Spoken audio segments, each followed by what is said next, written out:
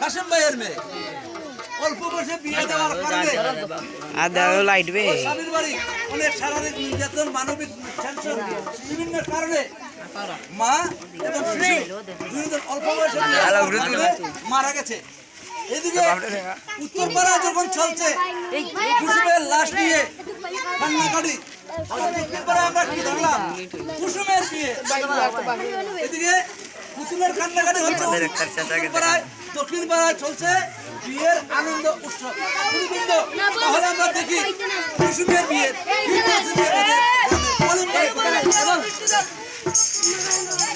এবারটা বাবা ভিডিও আমি আদা দিল